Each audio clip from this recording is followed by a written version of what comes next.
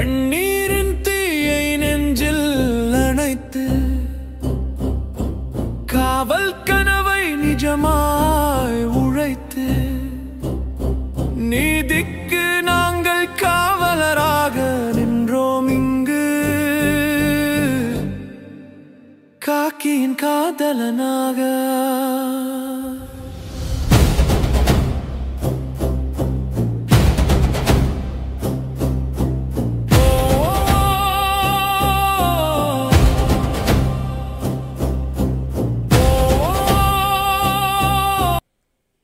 அன்பு மாணவ செல்வங்கள் அனைவருக்கும் வணக்கம். காக்கியின் காதலன் காவலர் பயிற்சி மையம் உங்களை அன்புடன் வரவேற்கிறது. தொடர்ச்சியாக 2ஆம் நிலை காவலர் தேர்வுக்கும் காவல் உதவி ஆய்வாளர் தேர்வுக்கும் உங்களை நீங்கள் முழு முயற்சியோட தயார்படுத்திட்டு இருப்பீங்க. தொடர்ந்து நம்ம நடப்பு நிகழ்வுகள் மற்றும் அதனை சார்ந்து கேட்கக்கூடிய பொதறிவு கேள்விகளை பார்த்துட்டு இருக்கிறோம். சரிங்களா? இது வந்து 3வது வகுப்பு. இந்த வகுப்பில் நம்ம பார்க்க போகிற தலைப்பு வந்து ரொம்ப சின்ன தலைப்பு தான். சரிங்களா? இந்தியாவில் வழங்கக்கூடிய மிக உயரிய விருதுகள். சரிங்களா? அப்போ மிக உயரிய விருதுன்னு சொல்லும்போது எதை நம்ம சொல்லலாம்? பாரத ரத்ன விருதை சொல்லலாம். பாரத ரத்ன விருது, இந்திய மாமணி அப்படின்னு சொல்லக்கூடிய விருது, அடுத்ததாக பத்ம விருதுகள் மற்றும் இந்தியாவில் இருக்கக்கூடிய பல்வேறு துறைகளுக்கு வழங்கக்கூடிய மிக உயரிய விருதுகளை இந்த தலைப்பில் நம்ம பார்க்க போகிறோம். சரிங்களா? ரொம்ப குட்டி தலைப்பு தான். இதிலிருந்து ஒரு கேள்வியை நம்ம வந்து எதிர்பார்க்கலாம். சரிங்களா? ரொம்ப குறைவான நேரத்தில் இந்த வகுப்புகள் முடிஞ்சிடும். இந்த வகுப்பு முடிஞ்சதுக்கப்புறம் அடுத்ததாக இந்த தலைப்பு ஓரியன்டாக உங்களுக்கு நம்ம கொஸ்டின்ஸ் வந்து டெஸ்ட் வைக்கிறோம். சரிங்களா? அதுவுமே உங்களுக்கு வீடியோ பண்ணி போடுறோம். அந்த கொஸ்டின்ஸ் எல்லாம் நீங்கள் நல்ல முறையில் படிச்சுக்கிட்டீங்கனாலே போதும். சரிங்களா? அப்போ பார்க்கலாம் வாங்க. ஃபஸ்ட்டு நீங்கள் பார்க்க போகிறது வந்து பார்த்தீங்கன்னா இந்தியாவுடைய மிக உயரிய விருதான பாரத ரத்ன விருதை பற்றி பார்க்க போகிறீங்க. பாரத ரத்ன விருது அப்படின்னு சொல்லும்போது இந்திய மாமணி அப்படின்னு சொல்லக்கூடியது தான் இதனுடைய பொருள். சரிங்களா? இந்தியாவில் குடிமக்களுக்கு வழங்கக்கூடிய மிக உயர்ந்த விருது, மிக சிறந்த தேசிய சேவையை ஆற்றியவர்களை பாராட்டிய இந்த விருதுக்கு பேர் பாரத ரத்ன விருது. சரிங்களா? அப்போ இந்த சேவை, இந்த சமூக சேவை அப்படின்றது என்னென்ன துறைகள் அப்படின்னு பாருங்கள். கலை, அறிவியல், இலக்கியம், கலாச்சாரம், விளையாட்டு, பொது சேவை ஆகிய துறைகளை உள்ளடக்கி இருக்கிறது. சரிங்களா? அப்போ பாருங்கள், மிக சிறந்த சேவையை செய்யக்கூடிய நாட்டின் குடிமக்களுக்கு வழங்கக்கூடிய மிக உயரிய விருது தான் வந்து பார்த்திங்கன்னா இந்த பாரத ரத்ன விருது அப்படின்னு நம்ம சொல்கிறோம் இல்லையா? பாரத ரத்ன விருதை இது வரைக்கும் எத்தனை பேர் பெற்றிருக்கிறார்கள் அப்படின்றது உங்களுக்கு கொஸ்டினாக இருக்கும். 53 பேருக்கு இது வரைக்கும் பாரத ரத்ன விருதை கொடுத்துருக்குறாங்க.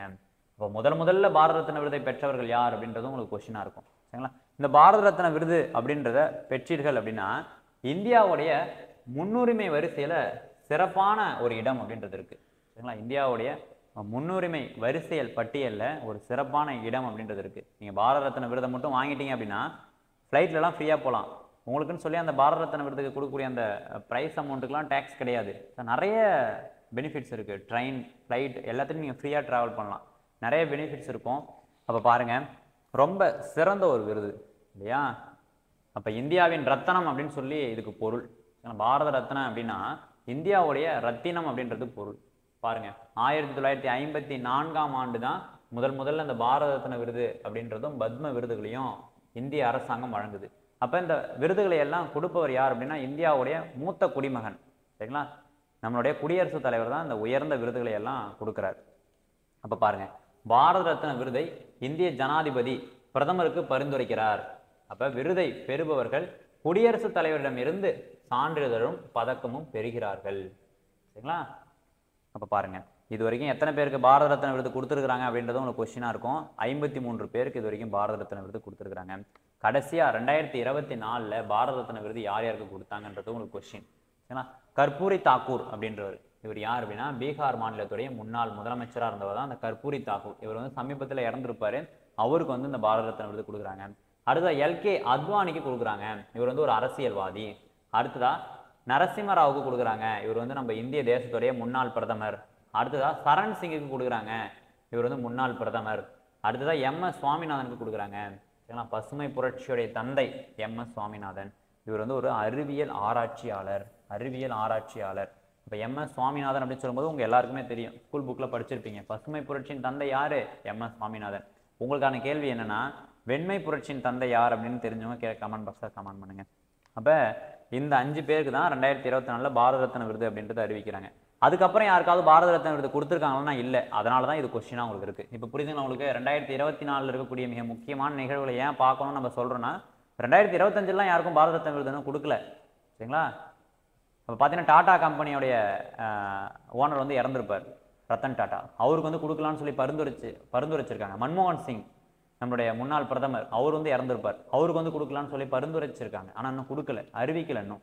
அதனால் 2024 யார் யாருக்கு பாரத ரத்னா விருது கொடுத்துருக்காங்களோ அதுதான் உங்களுக்கு கொஸ்டினாக இருக்க போகுது. அடுத்ததாக பாருங்கள், இந்த பாரத ரத்னா விருதை முதல் பெற்ற இந்தியர் அல்லாதவர் யார் அப்படின்னு சொல்லி கேட்டிருக்காங்க. கான் அப்துல் காபர் கான். இதெல்லாம் பொது அறிவுக்காக தான் உங்களுக்கு நம்ம கொடுக்குறோம். இந்த கான் அப்துல் காபர் கான் யார் அப்படின்னு சொல்லி பார்க்கும்போது எல்லை காந்தி. குடை கிட்மர் இயக்கத்தை நடத்தியவர் யார் அப்படின்னா அந்த இவர் தான். வடமேற்கு பக்கத்தெல்லாம் வந்து பார்த்தீங்கன்னா உப்பு சத்தியாகிரகத்துக்கு தலைமையேற்று நடத்தவர் இவர் தான். அப்போ இதெல்லாம் நீங்கள் சும்மா தெரிஞ்சுக்கங்க, இது பொது அறிவுக்காக நம்ம கொடுக்குறோம். பாரத ரத்னா விருது வழங்கப்பட்டு திரும்ப பெறப்பட்டது யாருக்கு அப்படின்னா சுபாஷ் சந்திர போஸுக்கு. அப்போ பாரத ரத்னா விருது வந்து கொடுத்துட்டாங்க, ஆனால் திரும்ப வாங்கிக்கிட்டாங்க. ஏன் அப்படின்னா இங்கிலாந்து வந்து இவர் மேலே வந்து கேஸ் போட்டிருக்கும். சரியா, இவர் வந்து ஜப்பான் கூட சேர்ந்துக்கிட்டு இங்கிலாந்து வந்து எதிர்த்தார் அப்படின்னு சொல்லி இவர் மேலே கேஸ் போட்டிருக்கோம். அதனால பாரத ரத்னா விருது வழங்கப்பட்டு திரும்ப பெறப்பட்டது யாருன்னா சுபாஷ் சந்திர போஸுக்கு.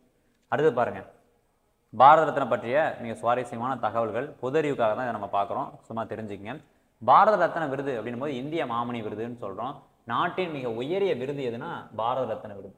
சரிங்களா, அடுத்தா பாருங்க, 1954 இருந்து பாரத ரத்னா விருதுன்றது வழங்கப்படுது.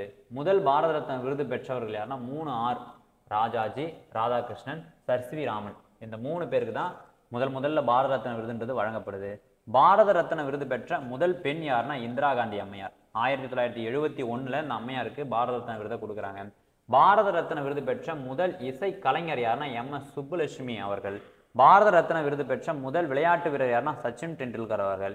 இது வரைக்கும் 53 பேருக்கு பாரத ரத்னா விருது கொடுத்துருக்காங்க. இந்த பாரத ரத்னா விருதுகளை பெற்ற அந்த 53 பேர்ல மிக முக்கியமானவர்கள் நம்ம பார்க்கலாம். நம்ம பள்ளி பாடப்புத்தகத்திலையும் கொடுத்துருக்குது.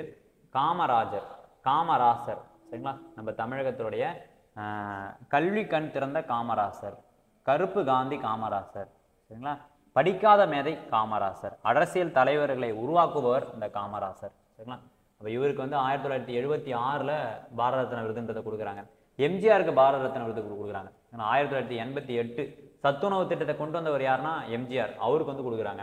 அடுத்ததான் ஏபிஜே அப்துல் கலாம் ஐயாவுக்கு கொடுக்குறாங்க. சரிங்களா, ஏபிஜே அப்துல் கலாம் ஐயாவுக்கு கொடுக்குறாங்க. 1997 கொடுக்குறாங்க. இவர் வந்து பார்த்தீங்கன்னா ஏவுகணை நாயகன் அப்படின்னு சொல்லி அழைக்கக்கூடியவர். அடுத்தது அம்பேத்கர் ஐயாவுக்கு கொடுக்குறாங்க பாரத ரத்னா விருது. 1990 தான் கொடுக்குறாங்க. சரிங்களா, அப்போ இந்தியாவுடைய அரசியலமைப்பின் தந்தைன்னு சொல்லக்கூடியவர் தான் அம்பேத்கர் ஐயா அவர்கள். அப்போ இந்தியாவுடைய முதல் சட்ட அமைச்சர் யாருன்னா அம்பேத்கர் ஐயா அவர்கள். இவங்களுக்கு 1990 பாரத ரத்னா விருது கொடுக்குறாங்க. நாட்டுடைய மிக உயரிய விருது பாரத ரத்னா விருது. நாட்டுடைய 2வது உயரிய விருது எது அப்படின்னு சொல்லி கேட்டிங்கன்னா பத்ம விபூஷன் விருது. நாட்டின் 3வது உயரிய விருது எதுனா பத்ம பூஷன் விருது. நாட்டின் 4வது உயரிய விருது பத்மஸ்ரீ விருது. அப்போ 2024 பத்ம பூஷன் விருது யாருக்கு கொடுத்தாங்கன்னா விஜயகாந்த் அவர்களுக்கு கொடுத்தாங்க. மறைந்த கேப்டன் விஜயகாந்த் அவர்களுக்கு கொடுத்தாங்க. தேமுதிக தலைவர் அவர்கள் விஜயகாந்துக்கு கொடுத்தாங்க. இப்போ விருதுகளை பற்றி நம்ம தெரிஞ்சுக்கலாம். மிக முக்கியமான விருதுகளை பற்றி நம்ம தெரிஞ்சுக்க போகிறோம். எந்த ஒரு துறையிலையும் சிறந்து விளங்கும் ஒருவருக்கு ஆண்டுதோறும் வழங்கக்கூடிய விருது தான் பத்ம பூஷன் விருது. சரிங்களா, அடுத்தது இராணுவ வீரர்களுக்கு இந்தியாவின் மிக உயர்ந்த விருதான பரம் வீர சக்கர விருது அப்படின்றது கொடுக்குறாங்க. அப்போ எல்லா துறையிலையுமே அந்தந்த துறைக்கான உயரிய விருதுன்றது இருக்கும். சரிங்களா, இந்தியாவில் வழங்கக்கூடிய மிக உயரிய விருதுன்னு கேட்டாங்கன்னா பாரத ரத்னா விருது. விளையாட்டுத்துறைன்னு சொன்னாங்கன்னா கேல் ரத்னா விருது. சரிங்களா, அந்த மாதிரி இராணுவத்துறையில் வழங்கக்கூடிய மிக உயரிய விருது அப்படின்னு சொல்லும்போது பரம் வீர சக்கரம் விருது அப்படின்றது. அதே மாதிரி பாருங்க, கலை, கல்வி, நாளிதழ், இலக்கியம், அறிவியல், விளையாட்டு, சமூக ஆர்வலர், பொது வாழ்வில் சிறப்பாக பங்களிப்பை செய்யக்கூடிய குடிமக்களுக்கு ஆண்டுதோறும் வழங்கக்கூடியது தான் பத்மஸ்ரீ விருது. பத்மஸ்ரீ விருது. சரிங்களா, அடுத்து பாருங்க, இந்தியாவில் அறிவியல் துறையில் குறிப்பிடத்தக்க பங்களிப்பு செய்யக்கூடிய இளம் அறிவியலாளர்களுக்கு அறிவியல் மற்றும் அதனுடைய மன்றத்தினால் வழங்கக்கூடிய மிக உயரிய விருது அப்படின்னு சொல்லும்போது சாஞ்சி ஸ்த்ரூபன் பட்டநாயகர் விருது. சரிங்களா, அடுத்தது பாருங்க, இந்திய அரசினால் தேசிய அளவில் விளையாட்டுத் துறைகளில் சிறந்து சாதனை படைக்கக்கூடிய விருதுகளுக்கு அவங்களுடைய சாதனையை அங்கீகரிக்கும் விதமாக வழங்கக்கூடிய விருது தான் அர்ஜுனா விருது. அடுத்தது பாருங்க, சிறந்த இந்திய இலக்கிய படைப்புகளுக்கு வழங்கக்கூடிய விருது தான் சாகித்ய அகாதமி விருது. சாகித்ய அகாதமி விருது. அடுத்து மருத்துவ பணிக்காக வழங்கக்கூடிய மிக உயரிய விருது தான் டாக்டர் பி.சி. ராய் விருது. மருத்துவத்துறையில் வழங்கக்கூடிய மிக உயரிய விருது. சிறந்த விளையாட்டு பயிற்றுனருக்கு வழங்கக்கூடிய விருது துரோணாச்சாரியார் விருது.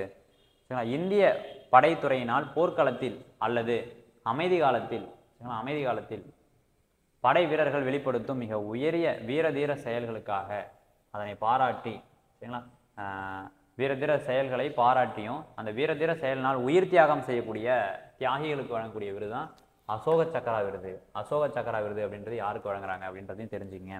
அதே மாதிரி வந்து பார்த்தீங்கன்னா ராஜீவ்காந்தி கேல் ரத்னா விருது விளையாட்டுத்துறையில் வழங்கக்கூடிய மிக உயரிய விருது. இந்திய திரைப்படத்துறையில் வாழ்நாள் சாதனை புரிந்தவர்களுக்கு இந்திய அரசால் வழங்கக்கூடிய மிக உயரிய விருது தான் தாத்தா சாஹேப் பால்கே விருது. சரிங்களா, தாத்தா சாஹேப் பால்கே விருது. அடுத்து பாருங்க பத்ம விருதுகள். பத்ம விருதுகள்னா என்ன? பாரத ரத்ன விருது இல்லாமல் இருக்கக்கூடிய விருதுகள் தான் பத்ம விருதுகள் அப்படின்னு சொல்றோம். அதாவது பத்ம விபூஷன், பத்ம பூஷன், பத்மஸ்ரீ விருது, இதெல்லாம் நம்ம வந்து பத்ம விருதுகள்னு சொல்றோம். இதுவுமே வந்து பார்த்தீங்கன்னா 1954 இருந்து வழங்கப்படுது. பாரத ரத்ன விருதுகளும் சரிங்களா பத்ம விருதுகளும் 1954 இருந்தே வழங்கப்படுது. இப்போ பாருங்க, இரண்டாவது உயரிய விருது அப்படின்றது பத்ம விபூஷன் விருது அப்படின்னு சொல்றோம். இது வந்து துறைகளில் சிறந்து ஒரு லெஜண்ட் மாதிரி இருக்கிறவங்களுக்கு வழங்கக்கூடியது. அடுத்ததாக பாருங்க பத்ம பூஷன் விருது. துறையில் சிறந்த ஆளுமைகள், கலைஞர்கள் அவங்களுக்கு வந்து அவங்களுடைய அங்கீகாரம் வந்து சிறப்பிக்கப்பட வேண்டும் அப்படின்றதுக்காக வழங்கக்கூடியது தான் பத்ம பூஷன் விருது. பத்மஸ்ரீ விருது அப்படின்னா எல்லா துறைகளுக்குமே வழங்குவாங்க. எல்லா துறையிலையும் சிறப்பாக பங்களிப்பு செய்கிறாங்க அப்படின்னா அவங்களுக்கு பத்மஸ்ரீ விருதை கொடுக்குறாங்க. அப்போ 2025 பாருங்க, 2025 வந்து பார்த்தீங்கன்னா இந்த பத்மஸ்ரீ விருது அப்படின்றத அறிவிக்கிறாங்க. யார் யாருக்கு? பறையிசை கலைஞரான வேலு ஆசானுக்கு கொடுக்குறாங்க. வேலு ஆசானுக்கு இந்த பத்மஸ்ரீ விருதை கொடுக்குறாங்க. எப்போனா 2025. சரிங்களா, 2024 தான் பாரத ரத்ன விருது கொடுக்குறாங்க. ஆனால் பத்மஸ்ரீ விருதுன்றது 2025 கொடுத்துருப்பாங்க. புதுச்சேரியை சார்ந்த தவில் கலைஞர் தட்சிணாமூர்த்திக்கு பத்மஸ்ரீ விருது கொடுக்குறாங்க. அப்போ இவங்க என்ன துறையுடன் தொடர்புடையவங்கன்றது ரொம்ப முக்கியமாக நம்ம பார்க்குறோம் எக்ஸாம் பாயிண்ட் ஆஃப் வியூல. 2025ஆம் ஆண்டு பத்ம விருதுகள் பட்டியல் பாருங்க. பத்ம பூஷன் விருதுன்றது 19 பேருக்கு கொடுத்துருக்காங்க. பத்மஸ்ரீ விருதுன்றது 113 பேர் கொடுத்துருக்காங்க. பத்ம விபூஷன் விருதுன்றது 7 பேருக்கு கொடுத்துருக்காங்க. எக்ஸாம் பாயிண்ட் ஆஃப் வியூ ரொம்ப முக்கியமாக பார்க்குறோம். பாரத ரத்ன விருதுன்றதை 2025 கொடுக்கல. ஆனால் 2025 பத்ம விபூஷன் விருது, பத்ம பூஷன் விருது, பத்மஸ்ரீ விருதுலாம் கொடுத்துருக்காங்க. அது எத்தனை பேருக்கு கொடுத்துருக்காங்கன்றதை மட்டும் எக்ஸாம் பாயிண்ட் ஆஃப் வியூ தெரிஞ்சு வச்சுக்கோங்க. அடுத்து பாருங்க, கோவா சுதந்திர போராட்டத்தில் முக்கிய பங்களிப்பு செஞ்ச சரிங்களா லிபியா லோபோ சர்தேசாய் அப்படின்றவங்களுக்கு பத்மஸ்ரீ விருது கொடுத்துருக்காங்க. அப்போ இவங்களை பற்றி நியூஸ் பேப்பரில் வந்து போட்டிருந்தாங்க, இதை வந்து பார்த்துங்க. அடுத்தது நடிகர் அஜித்குமாருக்கு பத்ம பூஷன் விருது கொடுத்துருக்காங்க. நடிகர் அஜித்குமாருக்கு பத்ம பூஷன் விருது அப்படின்றத கொடுத்துருக்காங்க. அடுத்த வர்த்தகம் மற்றும் தொழில்துறையை சார்ந்த நல்லி குப்புசாமி செட்டிக்கு பத்ம பூஷன் விருது கொடுத்துருக்காங்க. அப்போ பாருங்க, நடிகை சோபனா சந்திரகுமார் அப்படின்றவங்களுக்கு பத்ம பூஷன் விருது கொடுத்துருக்காங்க. நம்ம தமிழ்நாட்டை சார்ந்த 3 பேருக்கு பத்ம பூஷன் விருது கொடுத்துருக்காங்க. ஏன்னா பத்ம பூஷன் விருதுன்றது நடிகர் அஜித்குமாருக்கு கொடுத்துருக்காங்க, நல்லி குப்புசாமி செட்டி கொடுத்துருக்காங்க, நடிகை சோபனாவுக்கு கொடுத்துருக்காங்க. அப்போ இந்த 3 பேரும் எந்த துறையுடன் தொடர்புடையவங்கன்றதை தெரிஞ்சு வச்சுக்கோங்க. இதை எக்ஸாம் பாயிண்ட் ஆஃப் வியூ நம்ம எதிர்பார்க்கலாம். அடுத்து பாருங்க, இலக்கியம் மற்றும் கல்வித்துறையை சார்ந்த சீனி விஸ்வநாதனுக்கு பத்மஸ்ரீ விருது கொடுத்துருக்காங்க. அப்போ சீனி விஸ்வநாதன் அப்படின்றவர் எந்த துறையுடன் தொடர்புடையவர் அப்படின்றது உங்களுக்கு கொஸ்டினாக இருக்கலாம், இதை தெரிஞ்சுக்கங்க. சரிங்களா, அப்போ மிக முக்கியமான விருதுகளை நம்ம பார்க்குறோம். சரிங்களா, இந்த தலைப்பு ரொம்ப சிம்பிளான தலைப்பு தான். பாரத ரத்ன விருதுனா என்ன, பத்ம விருதுகள்னா என்னன்றதை பார்த்தீங்க. அது மட்டும் இல்லாமல் இந்தியாவில் இருக்கக்கூடிய மிக உயரிய விருதுகள் ஒவ்வொரு துறையிலையும், மருத்துவத்துறையாக இருக்கட்டும், இலக்கியத்துறையாக இருக்கட்டும், இராணுவமாக இருக்கட்டும், இதெல்லாம் வழங்கக்கூடிய மிக உயரிய விருதுகளை நீங்கள் தெரிஞ்சுக்கிட்டீங்க. அப்போ இந்தியாவில் வழங்கக்கூடிய மிக உயரிய விருதுகள்ன்றது நம்மளுடைய சிலபஸில் இருக்குது. எக்ஸாம் பாயிண்ட் ஆஃப் வியூ இதெல்லாம் ரொம்ப முக்கியம். சரிங்களா, உங்களுக்கு எதெல்லாம் கொஸ்டினாக இருக்கலாம் அப்படின்னா, கேல் ரத்னா விருது 2025 4 பேருக்கு கொடுத்தாங்க, அது வந்து உங்களுக்கு கொஸ்டினாக இருக்கும். அர்ஜுனா விருது பெற்ற மிக முக்கியமான தமிழக வீராங்கனைகள், அது உங்களுக்கு கொஸ்டினாக இருக்கும். அடுத்ததாக பாருங்கள், பாரத ரத்ன விருது 2024 யாருக்கு கொடுத்தாங்க, அவங்க எந்த துறையுடன் தொடர்புடையவங்க.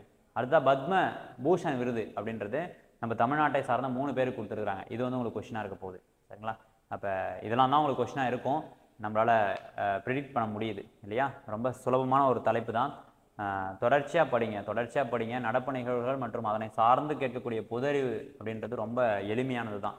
இதில் கேட்கக்கூடிய கேள்விகள் எல்லாத்துக்குமே உங்களால் ஈஸியாக ஆன்சர் பண்ணிட முடியும். தொடர்ச்சியாக நம்மளுடைய பயிற்சி மையத்தை வந்து பின்பற்றுங்க. அனைவருக்கும் உங்களுடைய கனவுகளை வெற்றி அடைகிறதுக்கு நமது பயிற்சி மையத்தின் சார்பாக வாழ்த்துக்களை தெரிவித்துக் கொள்கிறோம்.